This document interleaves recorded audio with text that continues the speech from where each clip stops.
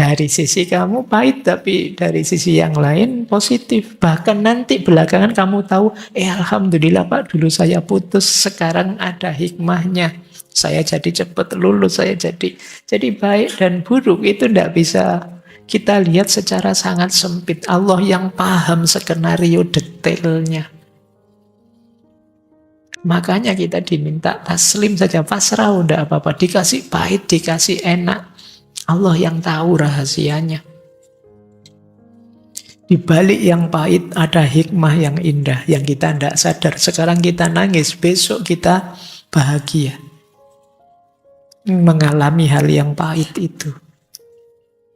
Waktu dulu kita disapih oleh ibu kita, tidak disusui lagi, betapa kita nangis kehilangan hal yang paling berharga. Tapi sekarang kita sadar, bayangkan kalau kamu tidak disapih sampai mahasiswa.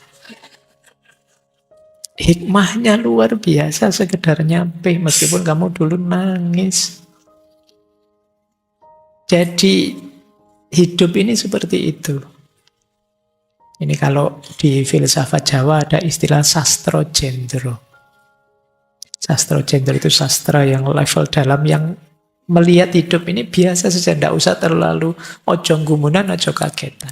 Ada baik, ada buruk, di balik kebaikan mungkin ada keburukan, di balik keburukan mungkin ada kebaikan yang tidak kita sadari. Jangan terikat oleh dualitas baik dan buruk. Oh, itu kalau kita bisa nyampe ke level ini, di situ kita menemukan rahasianya hidup tenang. Kita nikmati saja apa yang terjadi. Hujan, alhamdulillah. Tidak hujan, alhamdulillah. Hujan jadi segar. Tidak hujan kita bisa nyaman, tidak perlu pakai jas hujan. Kan biasa saja. Nah, ada kisah yang menarik di situ. Yaitu kisah Syekh dengan seorang muridnya. Ada seorang murid yang bertanya pada gurunya dengan pertanyaan yang ngaco, tidak berguna. Terus Syekh itu menjawab, lebih dulu basuhlah mukamu, kemudian dapatkah wangian kesturi tercium dalam bau kebusukan? Kalau kamu bisa mencium wangi dari bau busuk, baru pertanyaanmu tak jawab. Kalau tidak, aku tidak akan memberikan pengetahuan pada orang yang mabuk.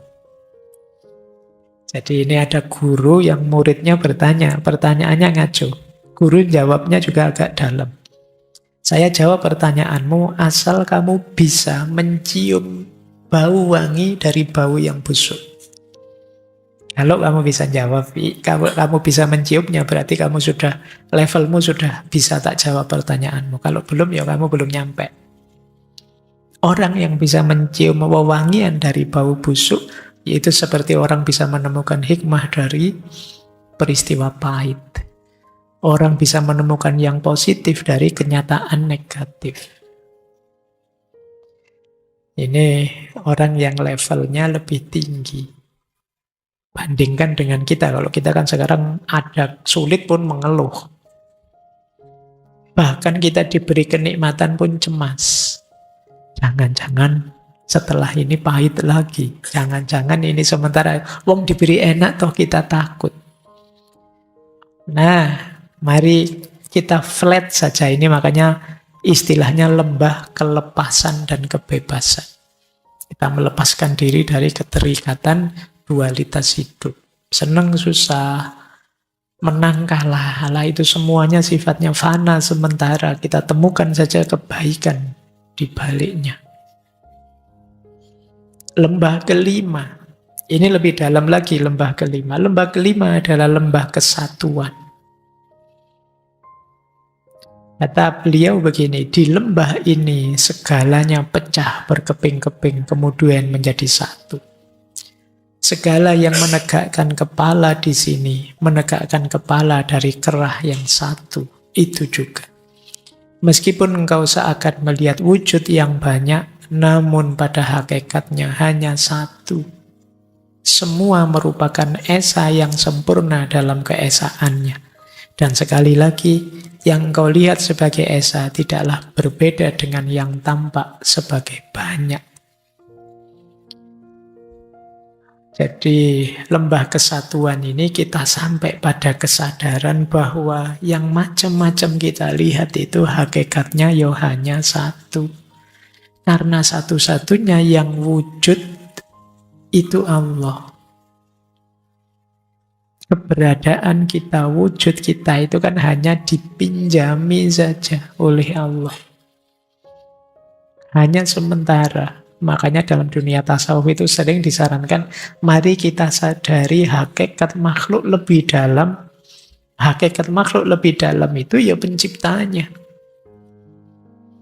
Adanya kita, mari mengingatkan ke pencipta kita. Kita itu sebenarnya tidak ada. Diadakan oleh Allah, baru kita ada. Besok ada kita, dicabut lagi, diambil lagi. Meskipun karena Allah memberi kita nafsu, memberi kita akal, kemudian muncul ego kita, yang kita merasa sulit sekali lepas dari ada kita. Kita ingin ada terus. Seolah-olah ada itu milik kita. Padahal ada itu hanya pinjaman dari Allah. Pada saatnya akan kembali ke sana. Cuma ego kita menghalangi. Seolah-olah kita minta untuk ada terus. Makanya kita senang ketika dijanjikan jannah kholidina fiha. Wah, itu bisa terus-terusan di sana, wis enak, wis terus. Sehingga kita lupa pada Allahnya. Nah, perjalanan kesatuan ini kalau kita sudah punya kesadaran ini, maka kembali pada Allah itu jadi ringan. Karena memang kita asalnya dari sana. Keberadaan kita hari ini ya pinjaman dari Allah saja.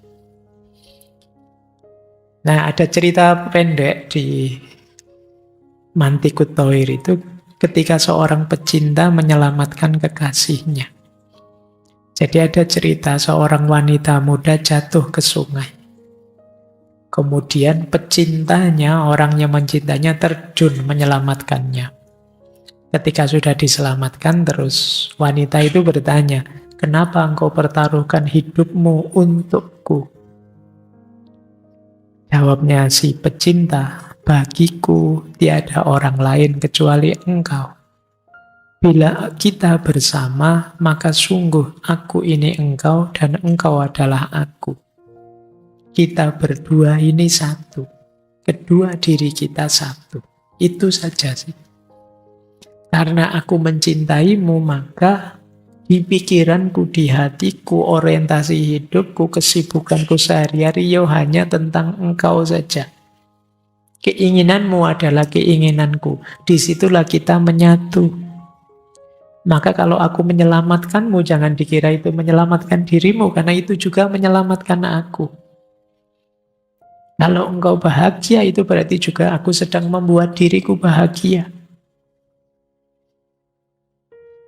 Bila keduaan telah lenyap, kesatuan ditemukan, kata Syekh Athar.